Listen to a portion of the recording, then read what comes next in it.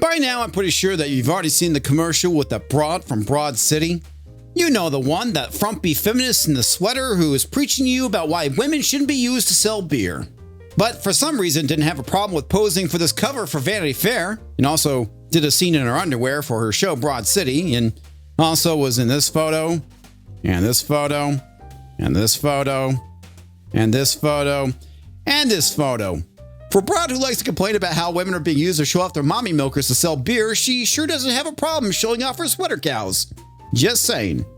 Excuse me a second, folks. I gotta go take care of something.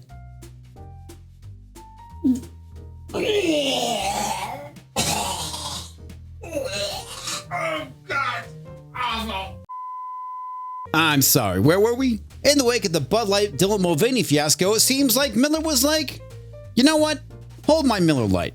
However, what people probably haven't seen is this DEI messaging from Molson Coors, the parent company who owns Miller Lite.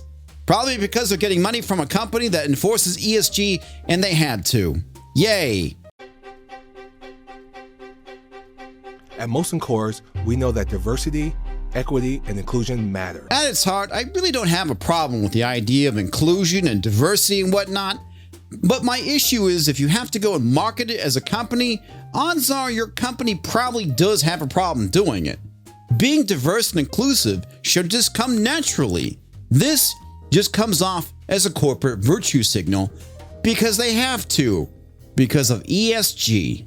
And if you don't know what ESG is, it stands for Environmental Social Governance Score. And it's the reason why everything has gotten so woke and stupid. Because all this nonsense is being mandated by investment companies and the government. Diversity is a good thing because everyone is unique in their experiences, points of views, and the brands they identify with. Well, I have to say, at least they acknowledge the fact that the individual is the ultimate minority. Our point of view is that our employees need to be as diverse as our consumers, who are as diverse as our products.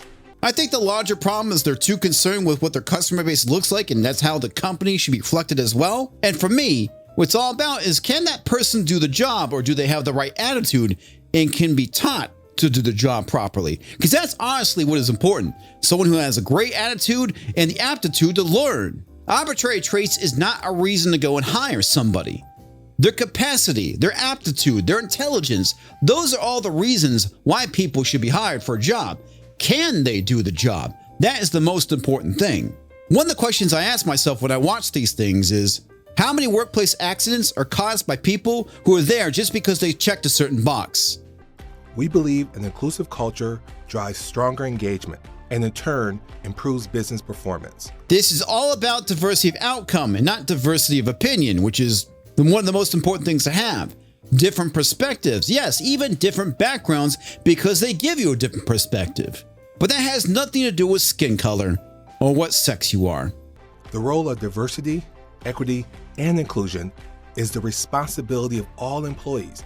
Let's be frank here. Most of your employees don't give a shit. Speaking from experience, for working for a woke-ass corporation, most of the people I know that work there honestly didn't give a shit.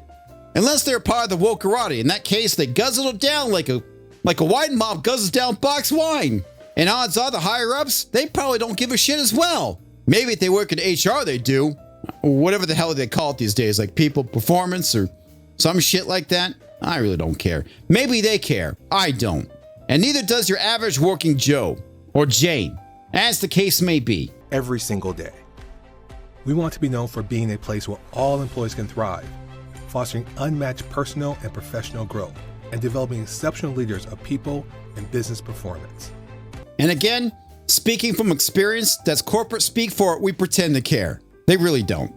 However, when the economy hits a downturn and they're not bringing in as much money as they used to, the very people that they pretend to love and care about are the first ones to get fired. Specifically, the ones that have the bullshit jobs. You know, marketing and HR, middle management. Like the very people who made this video. We know that our actions should follow our words. As part of our 2021 to 2023 workforce strategy, we have challenged ourselves to increase our representation of professionals of color. Kind of want to point out the hypocrisy here. So really? Professionals of color and not just professionals? Really? Don't you think that's a little bit othering?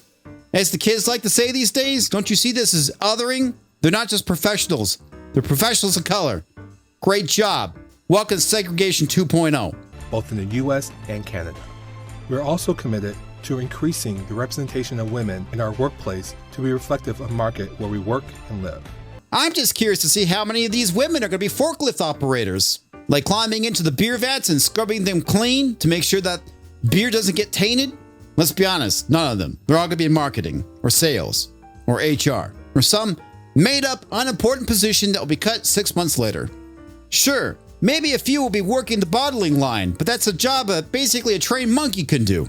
And there's always going to be some jackass that creeps in the comments and goes, oh, comics division doesn't believe that women can do jobs that men can do. Of course they can. Unless it involves something like changing a tire or plunging a toilet. They go and call a man.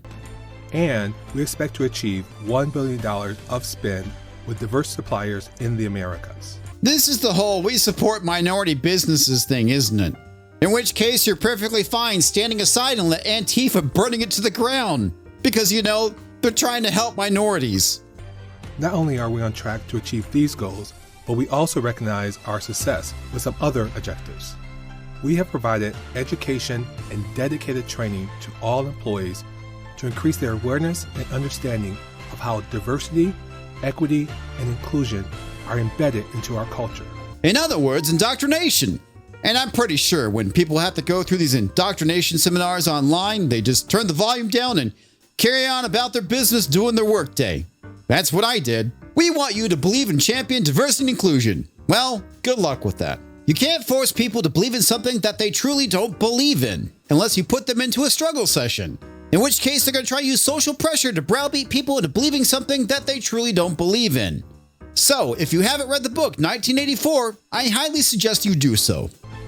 We have improved our talent acquisition strategy with an emphasis to attract, build, and engage a diverse workforce. Okay, stupid question.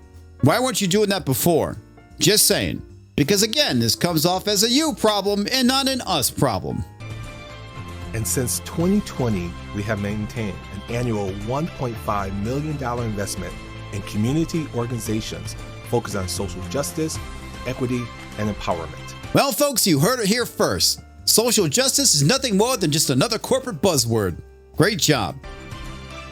As we look forward, Molson Coors will continue to make diversity, equity, and inclusion part of everything that we do, from how we work together to how we grow our company. We are excited in the role we are playing to unite people to unlock their unlimited potential. It is a worthy journey, and we hope you will join us. Wow, I actually feel stupider after watching this video. You know the sad part is, I had to watch it several times. My brain is mush. However, I do have to say, one thing I'm looking forward to is finding out what their financial projections are going to be next quarter. Is it going to tank like Budweiser? Or is this going to go under the radar? I guess we'll find out. Anyway, thanks for stopping by. And if you enjoyed this video, I suggest you go and check out my video where I talk about the dubbed body positive video game commercial that they did. You know you want to. Click the thing.